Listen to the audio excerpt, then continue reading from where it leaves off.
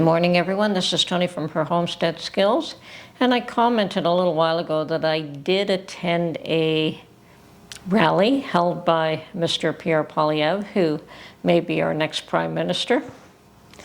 Unfortunately, elections will not be held for quite some time here, although you would hardly know that for all the attention that is being given to politics at this point in time. Certainly Mr. Poilievre is going across the country promoting his the carbon tax agenda that he is pushing. And Mark and I did attend one of his rallies in Ontario, and I understand that there has been a recent one in Halifax, and getting a lot of attention there, getting a lot of media attention as well. And the thing about the carbon tax is that they are promoting a certain amount of tax, and they plan to increase it once a year, I think, for 5 years. And with that, they claim that they will be providing rebates to people. So I don't know how this is cost effective. They claim that some people, and yes, it may be true, that some people will get more in their rebates than what they spend, but that would be on the backs of those that get less than what they spend. So somebody who has to use a lot of fuel for whatever reason, truck drivers, farmers, they have to use a lot of fuel in their vehicles in order to be able to produce a product or take it to market. And that gets passed along in this carbon tax. They get charged a carbon tax, a 23% increase slated for April the 1st. And then there'll be more of them beyond that. Now, the individual who lives in downtown Toronto, doesn't drive a car, they will be getting the same rebate as the farmer or the truck driver who uses a lot of fuel. So you know where the money is being taken from one hand and given to the other. You can't say that there isn't an extra cost associated with managing that particular tax and all the rebates that go out. None of that is automatic. It's not a matter of, oh, let's throw out a check to every single individual out there. It doesn't work that way. So it's based on whether or not you file an income tax return and whether or not you file it before a certain date. Apparently, those that filed before March 15th will be getting a rebate on April the 1st. Mind you, we have until the end of April to file income tax returns, and most people will not have received all the documentation that they require in order to file their income taxes for that March 15th, the deadline that the government has put in place. So what they're doing in effect is they're saying, those of you that file your returns early and send us the money you owe us, so that we have funds to ship out to others. Makes me wonder. You know, they want the money coming in before they see it going out. So it's an issue. It's an issue. And Pierre has definitely harped on the fact that it is going to make everything more costly, which is absolutely true. All goods and services are either produced by equipment that uses gas and oil and all of that, whether it's to heat your home, to grow your food, to transport your goods and services from one location to another. And the intent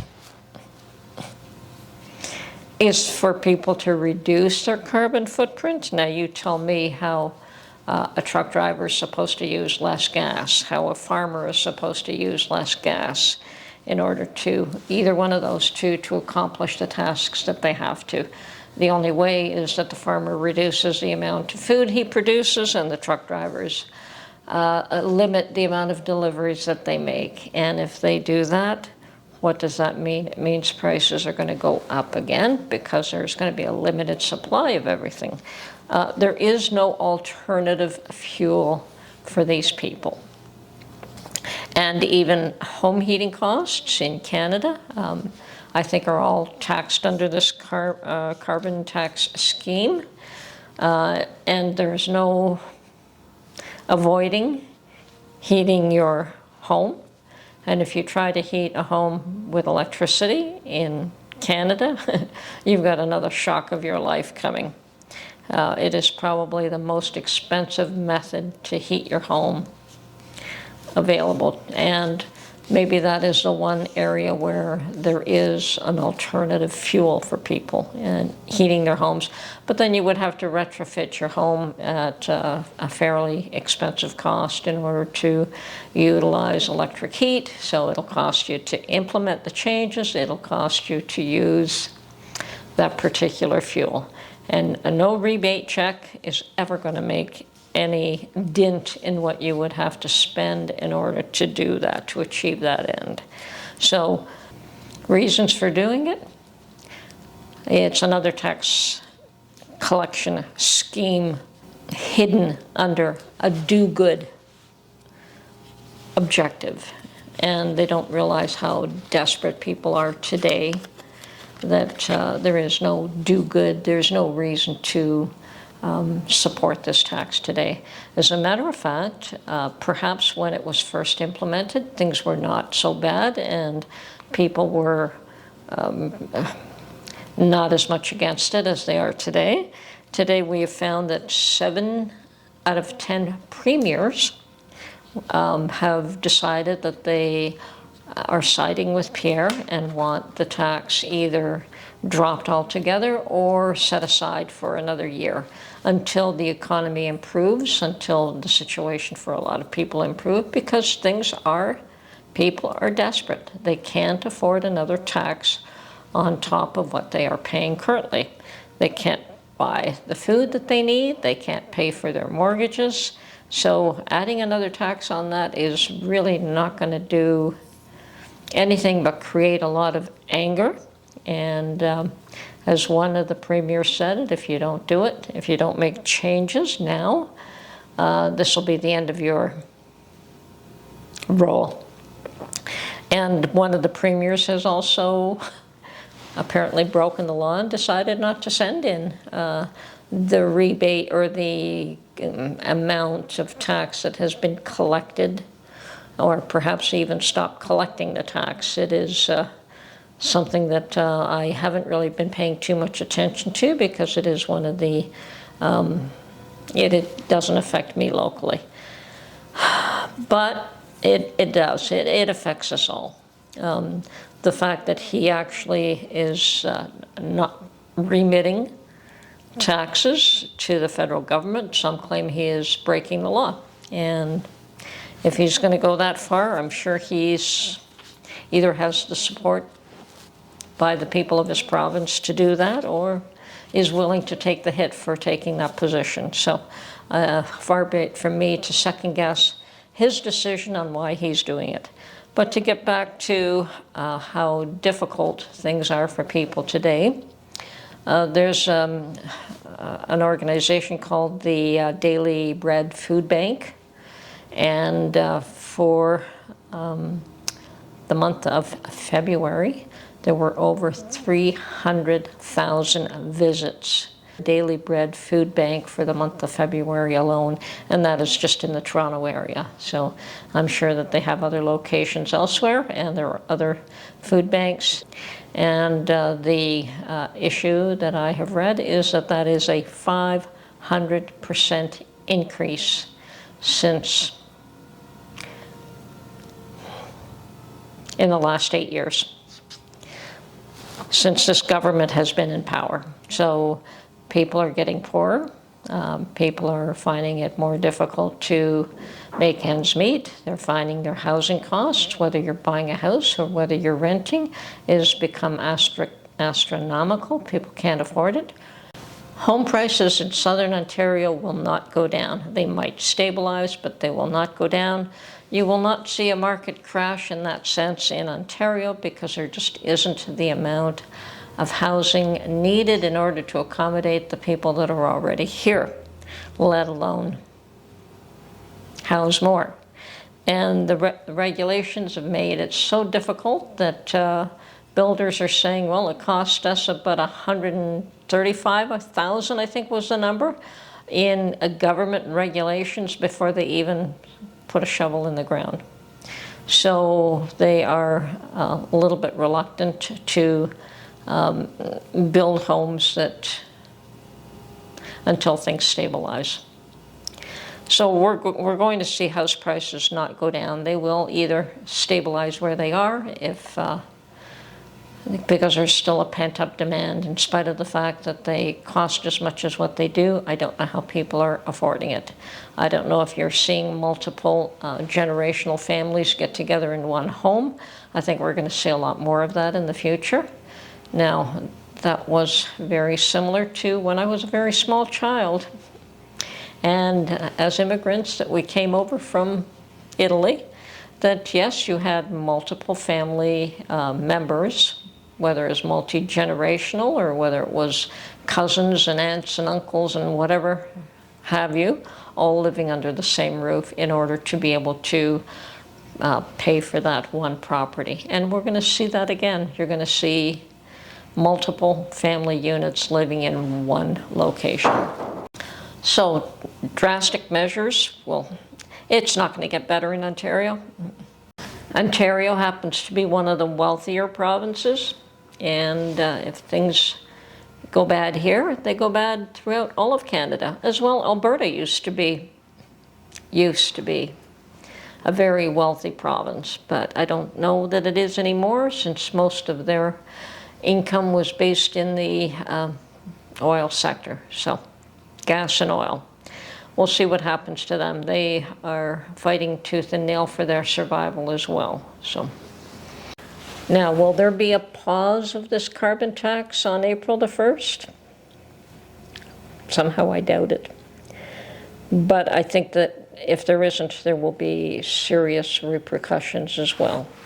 But very similar to the truckers' convoy, when all that was required was for some consultation, some communication, some willingness to listen. That's all that was needed, and perhaps the ability to bend just a little and listen to the people. But if you're not willing to do that, then I don't think that that individual is any more willing to listen to anybody today. I can't say that I understand what is driving him to make the decisions he makes. They're not exactly the most astute or beneficial decisions for the people of his country. But we seem to have that just about everywhere. I mean, it doesn't seem to be much different in the U.S. these days. The U.S. is having their own problems with tone deaf, people who run things, who have their own agenda that has very little to do with the people that they govern. So yes, we're in the same boat, slightly different agendas, not really, probably the agendas are very similar, if not exactly the same, and maybe just slightly different methods of getting to that same end for some reason. I don't think that the carbon tax is going to do anything to affect any changes in carbon in Canada whatsoever. I think that's got nothing to do with anything except the ability to collect an additional tax off people who were probably good-hearted enough to think that something good would come out of it, and there is nothing good that is coming from it. It was a means to convince people that they were doing something right and nothing more than that. I'm sorry, that's my opinion, and I have as much of a right to my opinion, I think, as anyone else does. Now, if you agree with the carbon tax, good for you. I think that there's far too many people struggling to make ends meet as it is, and now is not the time. I agree with Pierre, as do 70% of the population. I understand that the 7 premiers represent the same amount of people. 70% of the population is against this tax at this time. So it's something that has to be considered. We'll only have to wait till April the 1st to find out what the resolution there will be, and I don't believe it's going to be a good one, but one can only hope and pray that people come to their senses. And it is unfortunate, but that's the route that they've taken. And in the U.S., the unfortunate use of one word seems to have everyone in a dither. One word. Misrepresented.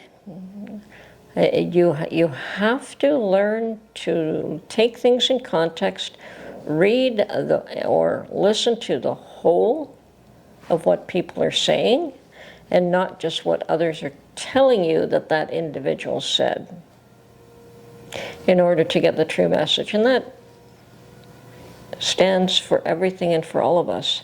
Certainly you can take snippets out of anything and make it fit an agenda. You could take snippets of my conversation and say that I meant this when I didn't mean that at all. If you're going to take it out of context, you can use a little snippet and take it out of context. It's always available to you.